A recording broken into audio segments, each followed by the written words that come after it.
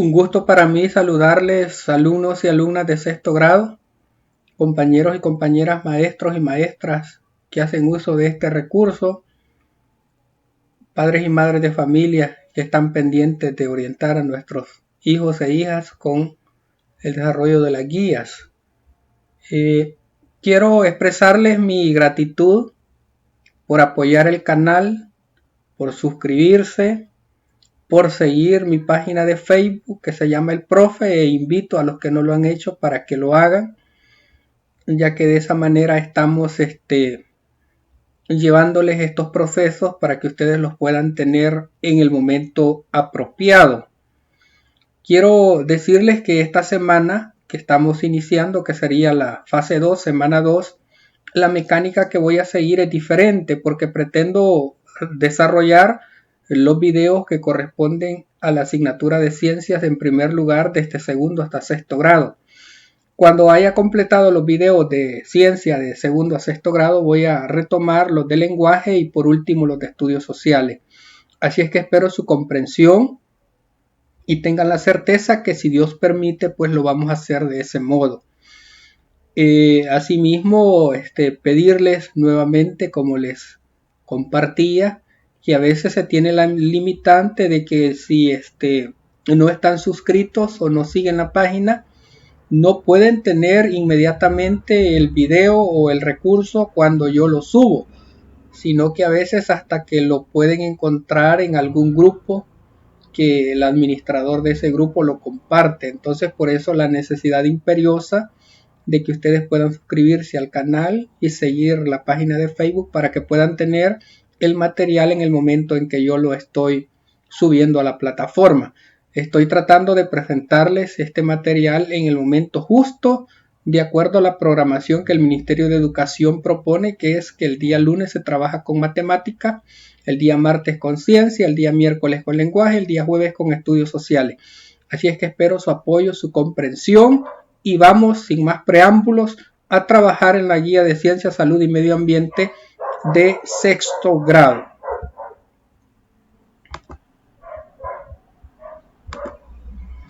La guía de continuidad educativa de sexto grado en la fase 2, semana 2, inicia con la unidad 3. La unidad 3 se denomina ¿Cómo nos reproducimos los seres vivos? El contenido es reproducción sexual en plantas con flores. Y como siempre en la asignatura de ciencia vamos a compartir la información que tiene que ver con este proceso. ¿Alguna vez te has detenido a admirar las flores, sus formas, colores y olores? Verdaderamente la función biológica de las flores es la reproducción sexual. Sus colores, formas y fragancias son adaptaciones que le permiten incrementar la posibilidad de que los granos de polen, los cuales producen células espermáticas, sean llevados de una planta a otra. ¿Sabías que existen alrededor de 235.000 especies de plantas con flores o también llamadas angiospermas? Este es el grupo de vegetales más grande y exitoso en el planeta debido a que tienen la capacidad de reproducirse tanto sexual como asexualmente. En esta ocasión abordaremos las plantas con flores que se reproducen sexualmente. Vamos entonces a ver lo que es la estructura de las flores. Las flores son partes aéreas reproductivas que tienen en general 4 tipos de órganos. ¿Cuáles son esos órganos? Sépalos, pétalos, estambres y carpelos. Estos órganos están dispuestos en círculos en el extremo de un pedúnculo floral. Los 4 elementos florales son muy importantes en el proceso reproductivo, pero solamente los estambres, es decir, los órganos masculinos, y los carpelos, los órganos femeninos, participan directamente en la reproducción sexual, ya que los sépalos y los pétalos son estériles. Bien, los sépalos constituyen la parte más externa de la flor y cubren y protegen las partes florales en la etapa de botón o capullo. Los sépalos tienen forma foliar, es decir, de hoja, y muy a menudo son de color verde. Los pétalos tienen formas muy variadas y generalmente colores brillantes que atraen a los polinizadores. Los pétalos tienen la importante función de asegurar que ocurra la reproducción sexual. Dentro de los pétalos están los estambres. Cada estambre tiene un filamento en cuyo extremo está una antera, donde se forman los granos de polen, para que ocurra la reproducción sexual. Los granos de polen deben ser transferidos de la antera a la estructura reproductiva femenina, que es el carpelo. Pero ¿cómo se da el proceso de la polinización? Es lo que vamos a ver en este momento. La transferencia de granos de polen desde la antera al estigma se conoce como polinización. Las angiospermas realizan la polinización en variedad de formas. Por ejemplo, plantas con pastos, arces y robles son polinizados por el viento. Las plantas con este tipo de polinización producen flores pequeñas, sin pétalos coloridos. Tampoco tienen aroma ni néctar. Miren, las plantas que se polinizan a través del viento son las que estamos mencionando en este momento, que producen flores pequeñas, no tienen pétalos coloridos, tampoco tienen aroma ni néctar. Ahora, hay otras flores que son polinizadas por los escarabajos, por las abejas, por las moscas, por las mariposas y por las avispas. Los biólogos calculan que aproximadamente el 70% de las angiospermas, es decir, de las plantas que estamos hablando en este momento, se polinizan por los insectos, y un 30% del alimento del ser humano proviene de cultivos polinizados por abejas. Las plantas polinizadas por insectos a menudo poseen pétalos azules o amarillos, debido a que estos insectos ven muy bien la gama de colores violetas, amarillos y azules, pero no perciben muy bien el color rojo. Otros insectos son atraídos por flores que despiden un fuerte olor.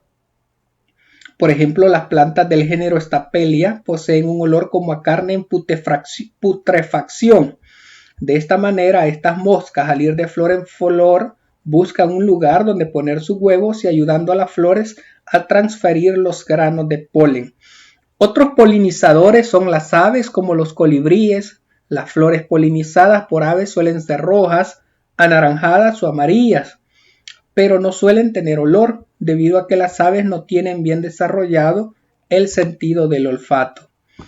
También polinizadores importantes en las regiones tropicales son los murciélagos. Las flores polinizadas por estos animales se abren de noche y tienen pétalos de color blanco opaco y olor muy fuerte, como a fruta fermentada. Los murciélagos que se alimentan del néctar de este tipo de flores poseen una lengua larga y extensible, con la cual ayudan a transferir los granos de polen de una flor a otra. Como hemos visto, hay muchas adaptaciones que los animales han adquirido a lo largo del tiempo para poder polinizar a ciertas plantas. Al mismo tiempo, las plantas también han adquirido ciertas características para evolucionar junto a su polinizador. El término coevolución describe tal adaptación mutua en la que dos especies diferentes interactúan de manera tan cercana que se adaptan cada vez más uno al otro. Por ejemplo, el abejorro tiene bastantes pelos corporales que le facilita atrapar y retener los pegajosos granos de polen, o las aves que presentan largos y delgados picos que facilitan extraer el néctar de ciertas flores. Después de que el grano de polen se ha transferido de antera a estigma, la célula tubular forma un angosto tubo polínico a través del estilo hasta llegar al óvulo. La segunda célula presente en el grano de polen se divide para formar dos gametos masculinos, que se llaman células espermáticas o espermatozoides, que avanzan por el tubo polínico y entran al óvulo. El óvulo se une a uno de los espermatozoides y forman un cigoto, que es la célula ovular fecundada, que se convertirá en una planta embrionaria contenida en una semilla. Los dos núcleos polares en la célula central del óvulo se unen con el segundo espermatozoide para crear la primera célula del endosperma, que es el tejido con funciones nutritivas que rodea a la planta embrionaria en una semilla.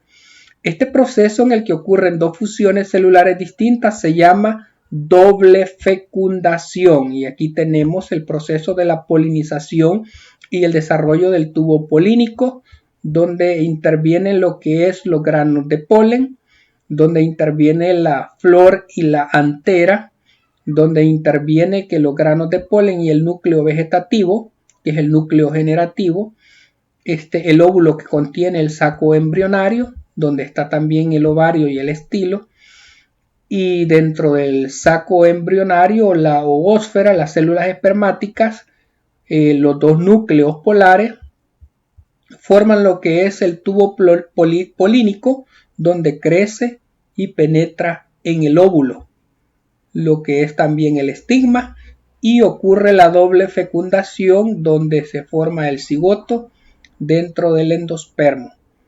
Esas son las formas como se realiza la polinización y el desarrollo del tubo polínico. Posteriormente tenemos que después de que ocurre la doble fecundación, el óvulo se transforma en una semilla y el ovario que lo rodea se convierte en un fruto.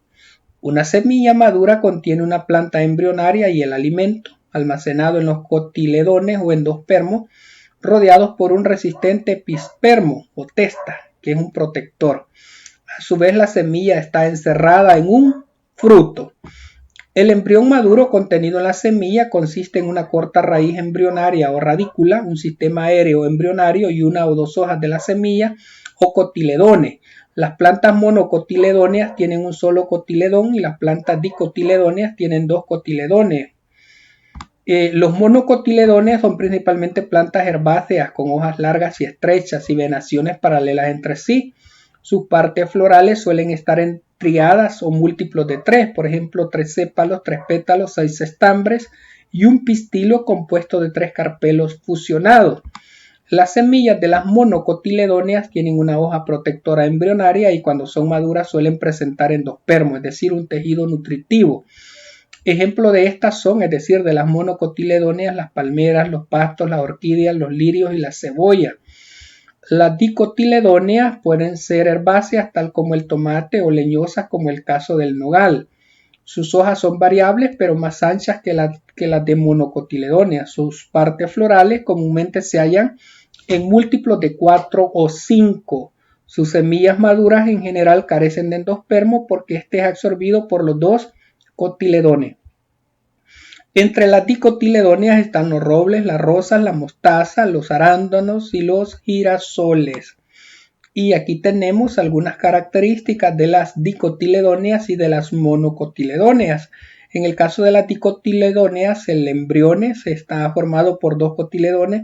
Las hojas tienen una nervadura normalmente ramificada, que es esta nervadura, la forma como están la venación, las venitas que lleva la hoja. Los tallos haces vasculares dispuestos radialmente. La forma de los tallos, las piezas florales normalmente son 4 o 5 o múltiples en el caso de las flores, y los granos de polen tienen 3 poros o hendiduras. Y en el caso de las monocotiledóneas, un cotiledón en una nervadura paralela, las haces vasculares esparcidas. En el caso de los tallos, normalmente 3 o múltiplos de 3 son las piezas florales y los granos de polen son un poro o hendidura. La diferencia. Ahora, en base a toda esta información que hemos analizado, vamos al ponte a prueba. En el ponte a prueba se nos presentan algunas preguntas que nosotros vamos a contestar en base a lo que hemos leído. Y vamos a ver, ahorita no las he señalado para que cada uno de nosotros podamos hacer un pequeño ejercicio a ver si estamos conectados con la información que se ha leído. Dice la pregunta 1. Son los órganos de la flor que están directamente involucrados en la reproducción sexual. Y aquí tenemos 3 opciones. Miren, los órganos de la flor que están directamente involucrados en la reproducción sexual, ¿cuáles serán? Recuérdense que en la guía vienen las respuestas para que nosotros nos podamos apoyar. Y en este caso estamos hablando de los estambres y de los carpelos. Entonces estaríamos hablando de literal C, serían los órganos que intervienen en la reproducción sexual. Dice la pregunta 2. Proceso que implica la fusión del espermatozoide con una célula ovular y el otro espermatozoide a 2 núcleos polares. Miren, en el caso de la pregunta 2 estaríamos hablando de doble fecundación. Esa sería la respuesta correcta. Entonces nos vamos a señalar la doble fecundación. En el caso de la pregunta 3 dice, después de la fecundación el óvulo y el ovario se convierten respectivamente en Después de la fecundación, el óvulo y el ovario se convierten respectivamente en, y nos vamos a apoyar aquí en semilla y fruto, es decir, estaríamos hablando del literal C. Y por último, o más bien la penúltima, ejemplo de planta monocotiledónea es. Un ejemplo de planta monocotiledónea es, y estaríamos hablando de la orquídea, en el caso del literal C, monocotiledónea. Y por último, un ejemplo de planta dicotiledónea es, el número 5, una planta dicotiledónea sería el roble. Entonces nos vamos al literal C a señalar acá. Bien, entonces vamos a las tareas de la semana. Dispone los siguientes procesos en el orden. Miren, ¿cuál es el orden correcto en el que se desarrolla esto? Se forma un tubo polínico en el óvulo, un insecto se posa en la flor para beber néctar, el embrión se desarrolla dentro de la semilla, ocurre la fecundación y el polen es llevado por un insecto, entra en contacto con el estigma. Aquí tenemos 5 pasos en el proceso de la fecundación dentro de las flores. Entonces aquí les he colocado a la derecha el orden correcto. Miren, el número 1 sería, en el caso de la polinización sería este proceso. El número 1 sería un insecto se posa en la flor para beber néctar. Este sería el primer paso. Segundo paso, el polen es llevado por un insecto, entra en contacto con el estigma. Este sería el 2. El 3 sería, se forma un tubo polínico en el óvulo. El número 4 sería, ocurre la fecundación. Y el número 5 sería, el embrión se desarrolla dentro de la semilla.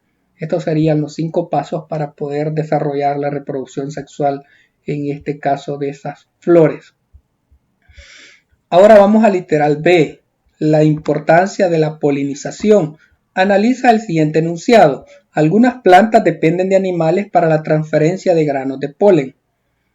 Sí, los insectos o aves generalmente son atraídos por el olor o por el color de las plantas y extraen su néctar. Como consecuencia, trasladan el polen para realizar involuntariamente el proceso de polinización, que es fundamental para la reproducción de las plantas. Aquí estaría una orientación que les doy yo para contestar este enunciado. Luego dice la siguiente pregunta: ¿cuál es la función que cumplen las flores para que los animales sean atraídos hacia ellas, hacia estas plantas? Menciona ejemplos. Bueno, una es que las plantas del género Aspelia poseen un olor como a carne en putrefacción. De esta manera, estas moscas, al ir de flor en flor, buscan un lugar donde poner sus huevos, ayudando a las flores a transferir los granos de polen. Ese es un ejemplo de cómo son atraídos los animales hacia las plantas. Y el otro ejemplo es que los murciélagos que se alimentan del néctar de este tipo de flores poseen una larga y extensible pico con el cual